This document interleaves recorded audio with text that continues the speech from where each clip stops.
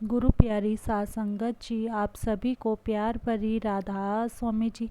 सात संगत जी, आज 26 अक्टूबर को बाबा जी ने दिल्ली के छतरपुर में संगत को ओपन कार में दर्शन देने के साथ साथ सवाल जवाब भी किए।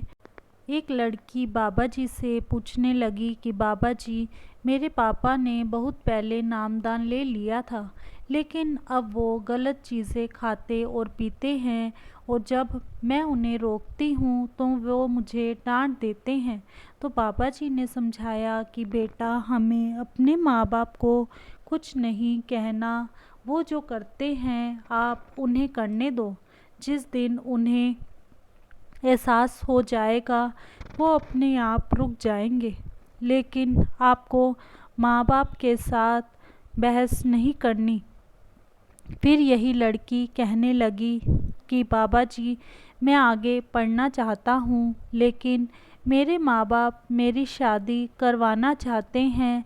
तो बाबा जी ने समझाया कि बेटा, माँ बाप के ऊपर उनके बच्चों की जिम्मेदारी होती है, आप उन्हें अपनी जिम्मेदारी निभाने दो। फिर एक लड़का बाबा जी से पूछने लगा कि बाबा जी, मैं जब भी पढ़ाई करने बैठता हूँ तो मैं बहुत डिस्ट्रैक्ट हो जाता हूँ, मेरा ध्यान भटक जाता है। तो बाबा जी ने हंसते हुए समझाया कि बेटा, कोई विरला ही लड़का होगा जिसका ध्यान पढ़ाई के समय भटकता नहीं होगा।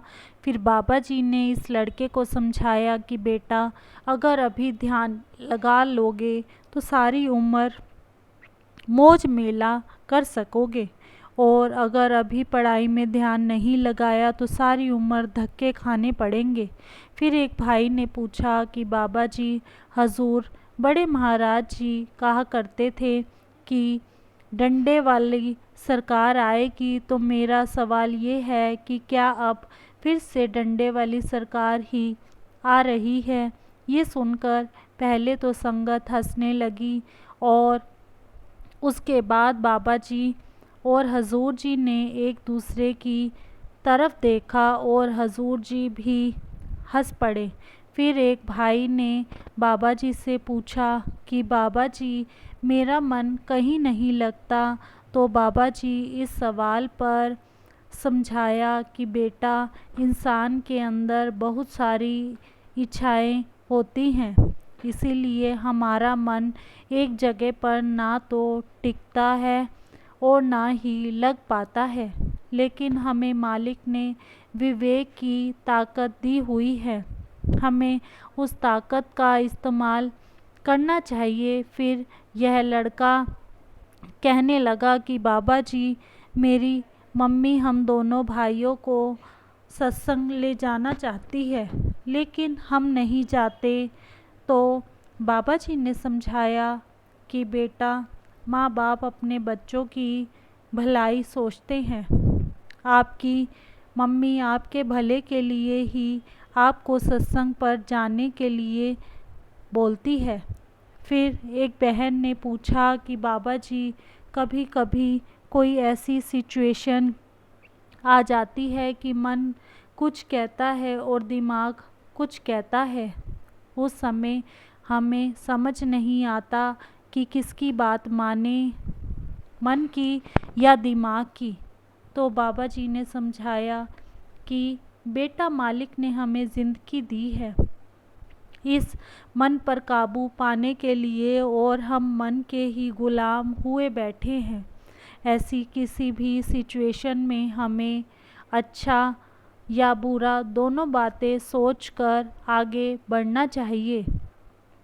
फिर एक लड़का बाबा जी से कहने लगा कि बाबा जी, मेरा भाई गलत तरीके से पैसे कमाना चाहता है और वो अभी यहीं संगत में ही बैठा है, और उसका कहना है कि अगर बाबा जी उसको ऐसा करने से मना कर देंगे तो वो ऐसा नहीं करेगा। तो बाबा जी ने समझाया कि बेटा, हमें सिर्फ हक हलाल की कमाई करनी है, गलत तरीके से हम कभी तरक्की नहीं हासिल कर सकते।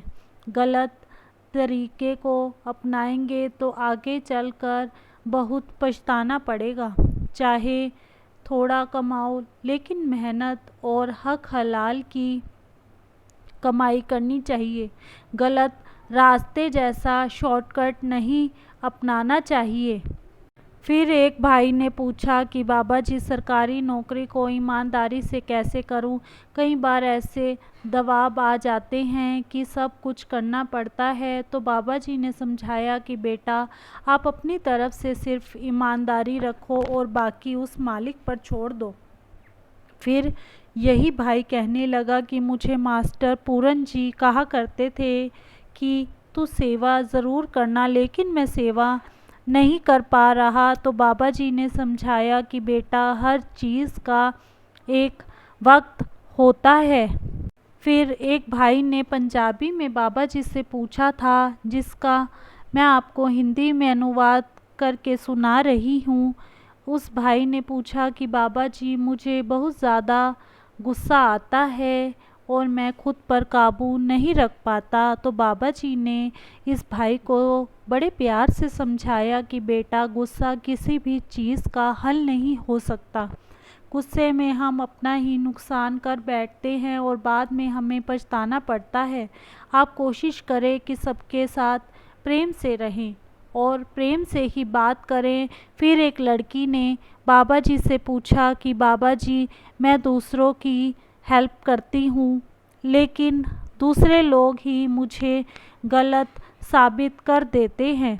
बाबा जी ने कहा कि आप अपनी तरफ से अच्छा करती जाओ, गिनती मत करो और दूसरों से कोई उम्मीद ना रखो। जब हम दूसरों से उम्मीद रखते हैं और हमारी उम्मीद जब टूट जाती है तो हमें दुख होता है। इसलिए आप बस उस मालिक पर विश्वास रखो और अपनी ओर से सबके साथ अच्छा करो। फिर एक भाई बोला कि मेरे पास कोई सवाल नहीं है, आप मुझे भजन सिमरन की ताकत बख्शना, मुझे भजन सिमरन करवाते रहना। तो बाबा जी ने कहा कि बेटा, ये काम तो हमें खुद ही करना पड़ेगा, खुद ही मेहनत करनी पड़ेगी। फिर एक लड़की ने पूछा कि बाबा जी, मैं बहुत साल से सेवा करती आ रही हूँ, लेकिन अब जब नामदान लेने की बारी आई तो मेरे कदम पीछे जा रहे हैं। तो बाबा जी ने इस लड़की को समझाया कि बेटा, हमें नामदान तभी लेना चाहिए जब हम खुद को उसके काबिल समझें। नामदान एक बहुत बड़ी जिम्मेदारी है। फिर यही लड़की कहने लगी कि मैं अपनी माँ की डेथ को भूल नहीं पा रही हूँ। तो बाबा जी ने समझाया कि बेटा, जो हमारे बहुत करीब होते हैं हम उन्हें भूल नहीं पाते, लेकिन हमें समझना चाहिए कि जो आया है उसका जाना भी तय है। फिर एक लड़का बाबा जी से कहने लगा कि बाबा जी, राधा स्वामी जी और हजूर जी को कहने लगा कि गुरु महाराज जी को भी राधा स्वामी जी। ये सुनकर बाबा जी हंसते हुए बोले, तूने मुझे तो बूढ़ा बाबा बना दिया और इनको गुरु महाराज जी बाबा जी की।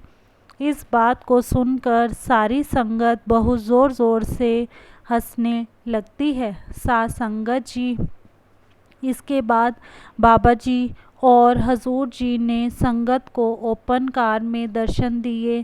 प्यारी साथ संगत जी, वीडियो को शेयर करने की सेवा ज़रूर करें जी। अगर साखी अच्छी लगी हो तो कमेंट बॉक्स में राधा स्वामी अवश्य लिखें जी और चैनल को सब्सक्राइब करना ना भूलें जी। राधा स्वामी जी।